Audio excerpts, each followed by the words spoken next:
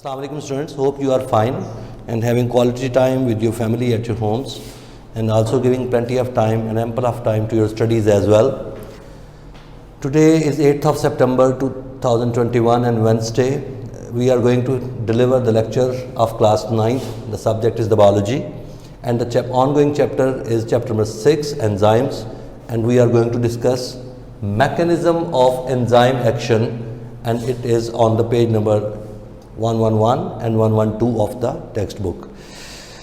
In previous lecture we talked about the mechanism of enzyme action and studied the primary concept regarding mechanism of enzyme of action. So quickly as a review, I am going to write it over here for your convenience. We studied that whenever an enzyme comes in contact with the substrate, we get products and the enzyme comes out unchanged. UC stands for unchanged and but लेकिन आप unchanged पूरा लिखेंगे बेटा exam में. सो हम quick review में जा रहे हैं. एंजाइम जब सबस्ट्रेट के साथ बाइंड करता है तो आपको प्रोडक्ट्स मिलते हैं और यही enzyme unchange at the end of the reaction qualitative aspects के हिसाब से और क्वांटिटेटिव, यानी अगर आपने जितनी क्वांटिटी डाली होगी एंजाइम की वो सारी की सारी आप रीगेन कर सकते हैं. सपोज आपने अगर 0.1 माइक्रोग्राम यूज़ किया था एंजाइम तो आपको एंड पर 0.1 माइक्रोग्राम एंजाइम रिटर्न भी हो जाएगा. It just takes part in the chemical reaction. ये बात प्रीवियस लेक्चर में भी हुई थी. And finally you get the product. Substrate is converted into products and enzyme comes out unchange. ये बात हमने कही थी.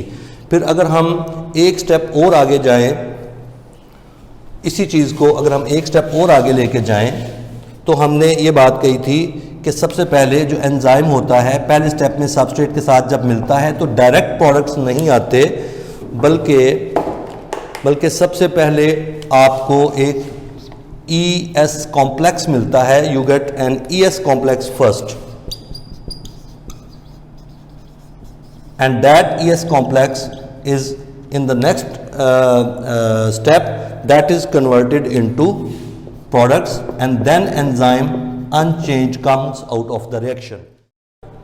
So students, in order to explain the mechanism of enzyme action, there are two models, lock and key model, induced fit model. These are the two different models which explains how enzyme show their action on the substrate. बेटा ये दो models हैं. इनमें से जो lock and key model है, this model was given by ML Fisher. He was a German scientist and he gave this model in 1894. So बेटा lock and key model में ये MCQs हैं दोनों कि lock and key model was given by ML Fisher, एक MCQ. Lock and key model was given in 1894, ये दूसरा MCQ है. So both of these statements should be in your brain all the times. Similarly induced fit model was given by an American scientist Daniel Koshland in 1958. ये भी उसी तरह MCQs हैं. तो आपको दोनों मॉडल्स के जो क्रिएटर्स हैं उनका भी पता होना चाहिए और ईयर्स का भी पता होना चाहिए. So let's explain lock and key model first. According to this model, enzyme and substrate behave like a lock and a key. जिस तरह हर ताले को एक ही चाबी लगती है, इसी तरह हर सबस्ट्रेट को एक ही एंजाइम अटैच हो सकता है, कोई दूसरा एंजाइम उस पर एक्ट नहीं करता. प्रीवियस लेक्चर में भी हमने कहा था कि enzymes are very specific, means every enzyme shows its action on a specific substrate. ये एंजाइम स्पेसिफिसिटी हमने डिस्कस की थी. असल में अगर हम डायग्रामेटिकली इसको देखें इस मॉडल को, तो आप देखिएगा कि सपोज आपके पास ये एक सबस्ट्रेट है ग्रीन कलर का, या इसको आप एंजाइम ले लें, ये एंजाइम है. इसमें जब आप पुट ऑन करते हैं सबस्ट्रेट को तो ये सबस्ट्रेट है ब्लैक कलर में जो हमने ड्रॉ किया. तो एंजाइम एंड सबस्ट्रेट दोनों पहले स्टेप में जब आपस में मिलते हैं तो ES कॉम्प्लेक्स बनता है. ये वही एंजाइम है जो हमने यहाँ पर ग्रीन में ड्रॉ किया और ये सबस्ट्रेट और एंजाइम एक दूसरे के अंदर फिट इन हो जाते हैं like this. you can see substrate and enzyme get fit in to each other and the result is the formation of ES complex. ये ES complex सिर्फ एक सूरत में बन सकता है, प्रीवियस लेक्चर में बताया कि हर एंजाइम की एक स्पेसिफिक शेप होती है, वो शेप अगर सबस्ट्रेट के साथ कंपैटिबल यानी फिटेबल एडजस्टेबल हो तो ES कॉम्प्लेक्स बनेगा। अगर इसकी बजाय एक मिनट के लिए मैं आपको एक्सप्लेन करने के लिए यहां पर इसकी शेप चेंज कर दूं, ये एंजाइम की सबस्ट्रेट की शेप एक दूसरे के साथ कंपैटिबल नहीं है, this part can not be adjusted in this active site of the enzyme, तो अब ES कॉम्प्लेक्स नहीं बनेगा और कोई प्रोडक्ट भी नहीं मिलेंगे। लिहाजा ये दोनों आपस में एडजस्टेबल नहीं है, कंपैटिबल नहीं है। जिस तरह नोकिया का चार्जर आईफोन को कंपैटिबल नहीं है, तो इसी तरह ये एंजाइम और सबस्ट्रेट कंपैटिबल नहीं है, ES कॉम्प्लेक्स नहीं बनेगा। बट अगर ये दोनों आपस में शेप के लिहाज से ऑपोजिट हुए और कंपैटिबल हुए तो यू कैन सी कि यहां पर ES कॉम्प्लेक्स बन गया है। और ये ES कॉम्प्लेक्स एक इंटरमीडिएट प्रोडक्ट है जो फ्यू सेकंड्स या मिली सेकंड्स तक मौजूद रहेगा, उसके फौरन बाद ES कॉम्प्लेक्स ब्रेक होगा and you will regain your enzyme back. तो आपको आपका एंजाइम अनचेंज्ड मिल जाएगा। आप देख सकते हैं कि ये सेम शेप है, इसकी क्वांटिटी भी सेम रहेगी और उसकी सारी क्वालिटी भी सेम रहेगी, एंजाइम अनचेंज बाहर आ जाएगा। लेकिन आपके पास सबस्ट्रेट जो है वो अब सबस्ट्रेट की फॉर्म में नहीं होगा, बल्कि सबस्ट्रेट के समझ लें कि ब्रेक होके ये डिफरेंट पीसेस आपको मिल गए हैं। तो यू कैन सी कि this is the product and this is the enzyme. So enzyme substrate ने पहले ES कॉम्प्लेक्स बनाया है, बाद में एंजाइम अनचेंज बाहर आ गया है और सबस्ट्रेट जो है that has been converted into products और एंजाइम आप देख सकते हैं कि अनचेंज बाहर आ गया है। So lock and key model में enzyme and substrate behave as lock and key, as every lock has a specific key, हर ताले की एक अपनी चाबी होती है, इसी तरह हर एंजाइम और सबस्ट्रेट की एक स्पेसिफिक ज्योमेट्रिक शेप होती है। अगर वो कंपैटिबल होंगे तो वो उस पर फिट इन हो जाएगा और ES कॉम्प्लेक्स बनेगा और प्रोडक्ट आ जाएंगे और एंजाइम अनचेंज बाहर आ जाएगा। तो ये था lock and key model, ML Fisher ने 1894 में दिया था। दूसरा मॉडल है इंड्यूस्ड फिट मॉडल जो डैनियल कॉशलैंड ने 1958 में दिया था और इन्होंने इसी मॉडल को थोड़ा सा मॉडिफाई किया था। मॉडिफाई मीन थोड़ी अमेंडमेंट है। Induced fit model is modified और advanced form of lock and key model. इसके मुताबिक क्या है, इस मॉडल के मुताबिक ये है कि सपोज हम इसी इक्वेशन, इसी डायग्रामेटिक एक्सप्लेनेशन को आगे लेके चलते हैं।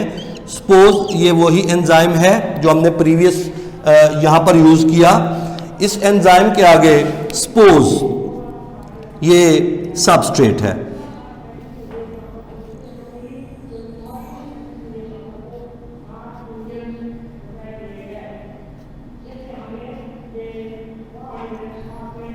ठीक है जी। अब ideally lock and key model के मुताबिक इस एंजाइम को इस सबस्ट्रेट में फिट इन नहीं होना चाहिए। जाहिर बात है ये कंपैटिबल शेप्स, अपोजिट शेप्स नहीं है। सो इस केस में ES कॉम्प्लेक्स नहीं बनना चाहिए और प्रोडक्ट्स नहीं आने चाहिए, ये रिएक्शन नहीं होना चाहिए। लॉक एंड की मॉडल के मुताबिक ये रिएक्शन पॉसिबल नहीं है। लेकिन इंड्यूस्ड फिट मॉडल ये कहता है कि ऐसी सूरत हाल में ये होता है कि एंजाइम अपनी शेप में स्लाइट चेंज लेके आएगा। लाइक आप देखिए कि ये वही एंजाइम है और इसने अपनी शेप को थोड़ा सा मॉडिफाई कर लिया है, एडजस्ट कर लिया है। ये एंजाइम आप देख सकते हैं कि इसने अपनी शेप को थोड़ा सा चेंज किया है और चेंज करके जैसे कैसे भी है इसने इसके साथ ES कॉम्प्लेक्स बना लिया है। तो यहां पर ES कॉम्प्लेक्स बन गया है, बट कैसे बना है कि एंजाइम ने अपने अंदर थोड़ी सी शेप में चेंज लाया है। लॉक एंड की मॉडल ये नहीं मानता, वो कहते हैं जी एंजाइम और सबस्ट्रेट अगर फिट इन हो गए तो हो गए, वरना नो रिएक्शन। जबकि इंड्यूस्ड फिट मॉडल का मतलब है कि when enzyme and substrate come close to each other, enzyme has the ability to change its shape slight change in the shape, ताकि ES कॉम्प्लेक्स बन जाए। और अब ES कॉम्प्लेक्स बनने के बाद अगला स्टेप वही है कि इसमें से वही एंजाइम आप देख लें कि फाइनली अनचेंज बाहर आ जाएगा, अनचेंज बाहर आएगा, अपनी वापस उस शेप में वापस आ जाएगा जो उसकी ओरिजिनल शेप थी। और साथ में आपको बहुत से ये प्रोडक्ट्स भी मिल जाएंगे। प्रोडक्ट्स को इसने सबस्ट्रेट को ब्रेक करके डिफरेंट प्रोडक्ट्स बना दिए हैं। तो फाइनली अगले स्टेप में हमें एक बार फिर एंजाइम और साथ पी स्टैंड्स फॉर प्रोडक्ट, ये मिल जाते हैं। सो दोनों मॉडल्स में डिफरेंस क्या हुआ, अब मैं इन दोनों को वन लाइन में डिफरेंस आपको बताना चाहता हूं कि ये जो लॉक एंड की मॉडल है ना, इसके मुताबिक enzymes are rigid structure mean they are hard and they don't show any change in their shape. Substrate सामने आया तो इनका कोई तब्दीली इनमें नहीं आएगी और ये इसके साथ ये कॉम्प्लेक्स बन गया तो बन गया, नहीं तो ना से। बट इंड्यूस्ड फिट मॉडल इसके मुकाबले में ये बोलता है, इंड्यूस्ड फिट मॉडल अगर इन दोनों को कंपेयर किया जाए तो इंड्यूस्ड फिट मॉडल बोलता है कि enzymes are flexible, enzymes are flexible structure. Flexible means they have a little bit flexibility in their structure and they can show a little bit, a slight change in their shape if the substrate is not fittable. They try to get fit in the substrate. ये अपने अंदर कुछ तब्दीली लाते हैं और तब्दीली आई है और ये कॉम्प्लेक्स बना है और प्रोडक्ट्स मिले हैं। तो this is the major difference between two models. That lock and key model says that enzymes are rigid and they don't show any change in their structure, whereas induced fit model says that enzymes are flexible. जब भी substrate सामने आएगा खुद को वो तब्दील करेंगे और तब्दील करके अपनी ES कॉम्प्लेक्स बनाएंगे। यहीं पर एक आखिरी चीज जो हमने प्रीवियस लेक्चर में भी डिस्कस की, that was the enzyme specificity. और एंजाइम स्पेसिफिसिटी की काज भी यही है, ये मॉडल है जो एंजाइम स्पेसिफिसिटी को भी एक्सप्लेन करता है। और एंजाइम स्पेसिफिसिटी क्या है कि every enzyme has a specific substrate. जो पिछले लेक्चर में बताया गया कि प्रोटीन डाइजेस्टिंग एंजाइम्स सिर्फ प्रोटीन को डाइजेस्ट कर सकेंगे, स्टार्च या लिपिड्स को नहीं।